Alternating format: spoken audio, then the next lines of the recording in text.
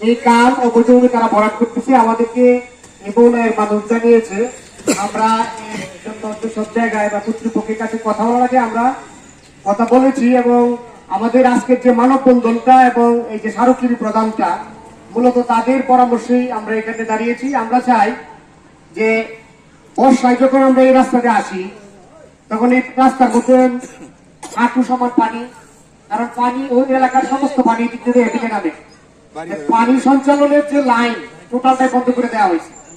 এখানকার স্থানীয় মানুষ বারবার বলার পরেও সরকারি জায়গায় যে খাল, সরকারি জায়গায় যে নর্দমা, যে পানির যে ড্রেন, সেটা তারা যে যার মতো করে বন্ধ করে ইমারত বা বাড়িঘর নির্মাণ করতেছে।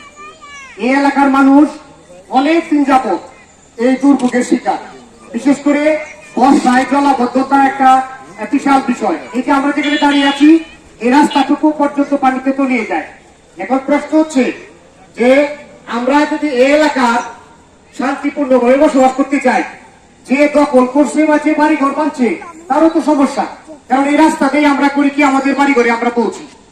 যাই হোক, রোজা রমজানের দিন আমরা এখানে আসছি মূলত ওই এই কালভার্ট এবং এই যে খালের যে সরকার যে উদ্যোগ নিয়েছে খাল খননের, এই খাল খননের উদ্যোগের এই অংশটুকু অর্থাৎ বৌলায়ের এই মূল সতাল এই ভট্টাচার্যি পাড়ার যে খাল, রেকর্ডীয় কাল, এই কালটাকে পুনর্খননের মাধ্যমে এই এলাকার জলাবদ্ধতা এবং দুর্ভোগ লাঘবের জন্য কর্তৃপক্ষ উদ্যোগ গ্রহণ করবেন।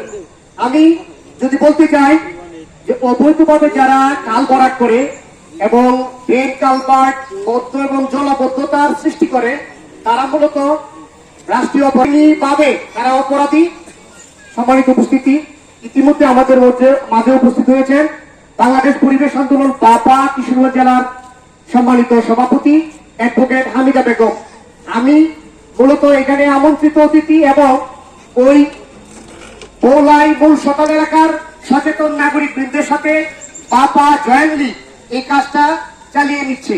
তাই এই এলাকার যারা গণ্যমান্য ব্যক্তি আছে, যারা এই এলাকার মানুষ এলাকায় থাকবেন এবং এলাকার সকল সুযোগ সুবিধাটি ভোগ করবেন, কষ্টও তারা ভোগ করবেন, আমি বা আমরা বাংলাদেশ পরিবেশ আন্দোলন বাপা চাই কিশোরগঞ্জ একটা সুস্থ, সুন্দর এবং আগামী প্রজন্মের একটা বাসযোগ্য শহর হবে।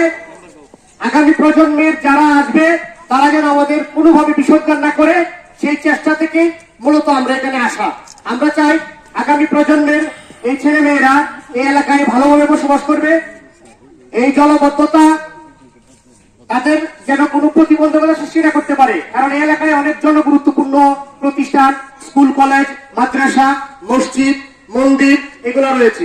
আমরা জানি যে প্রত্যেকটা বছরে এই রাস্তার এই পাশ থেকে পাশে পানি গড়ায় যায়, কারণ পানি যাওয়ার যে রাস্তা, মূল রাস্তা এটা বন্ধ করে ফেলা হয়েছে।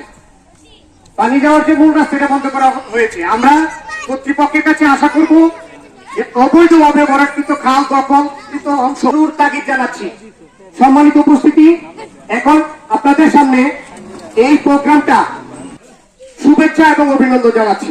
সেই সাথে এই সামাজিক কাজের সাথে যারা কষ্ট করে আজকে আসছেন তাদেরকে আমাদের সম্মানিত সভাপতি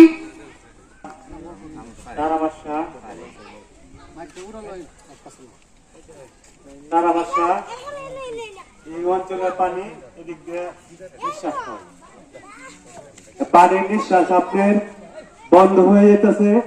বাহিরের লোকে জায়গা কেটে মাটি কালভার্ট ভরাট করতেছে, আমাদের খুব সমস্যা হইতেছে।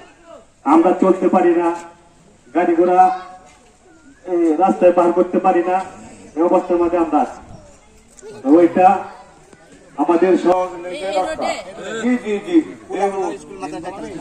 এরপরে এই যে মন্দির আছে, মন্দিরটা কেরামের ভিতরে না, স্কুল আছে, স্কুলে গোলাগঞ্জে চলে না, আমরা খুব খুব দুর্ভোগের মাঝে। আর এই যে স্টেশনের পানি, ওই যে গয়না শহরের পানি, আর তার বাসা তুলে এলো স্টেশনের পানি পর্যন্ত।